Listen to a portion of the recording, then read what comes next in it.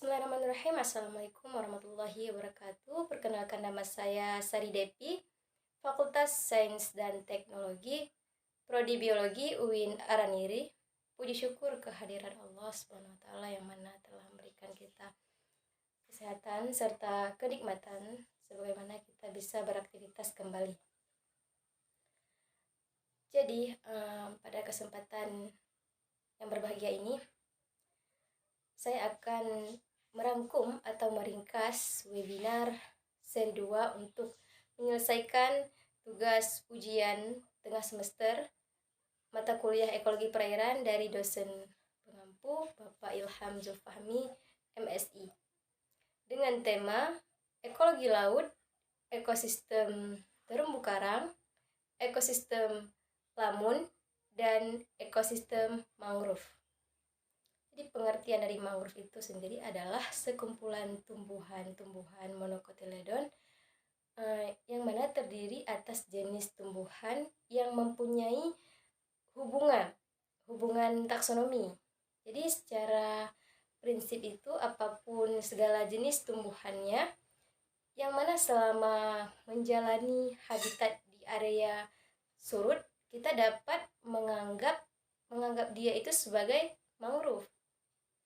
Pengertian dari hutan mangrove adalah hutan yang tumbuh pada tanah aluvial yang ada di daerah pantai dan sekitar muara sungai yang mana dipengaruhi oleh pasang surut air laut dan dicirikan oleh jenis tumbuhan, contohnya tumbuhan Avicennia. Adapun karakter mangrove yaitu tumbuh di area akumulasi sedimen yang mana memiliki komposisi jenis flora yang khas dan terspesialisasi untuk hidup pada kondisi yang ekstrim. Dikatakan ekstrim itu yang berarti ada faktor salinitas, yaitu ada kadar garam yang terdapat di situ. Kemudian dengan substrat, dan jika di laut itu terdapat kandungan organik yang tinggi dan oksigen yang rendah dan pH yang cenderung agak asam, dan juga terdapat faktor pasang surut.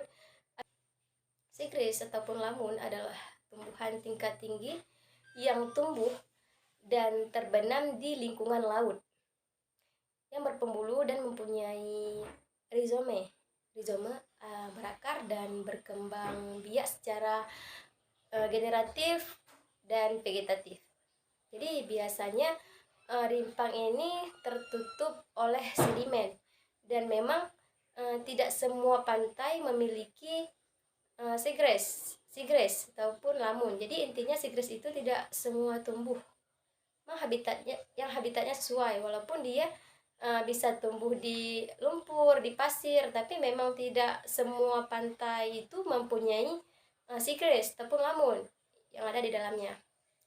Padang lamun yaitu hamparan lamun yang mana menutupi suatu area pesisir atau laut yang dangkal, bisa satu jenis satu lamun dan bisa juga dua atau juga lebih. Pengertian dari ekosistem lamun yaitu suatu sistem ekologi padang lamun yang terjadi pada hubungan timbal balik antara komponen abiotik dan komponen biotik.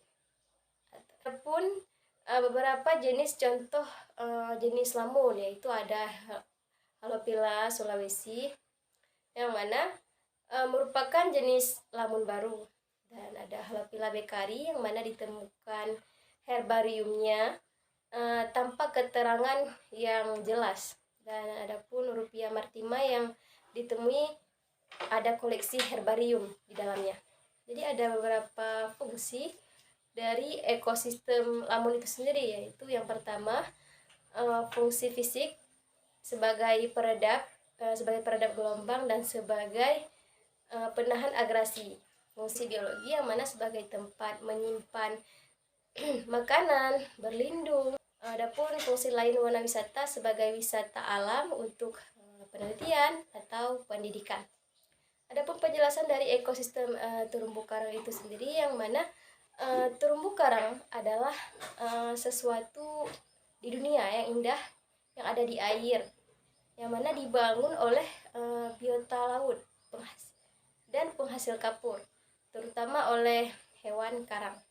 Pengertian dari hewan karang itu yang merupakan penyusun utama terumbu karang yang terdiri dari polip dan skeleton, yang mana faktor yang mempengaruhi sebaran terumbu karang ini yaitu suhu 27 sampai 29 derajat Celcius, cahaya matahari, dan juga fungsi terumbu karang itu yaitu sebagai benteng alami untuk melindungi pantai.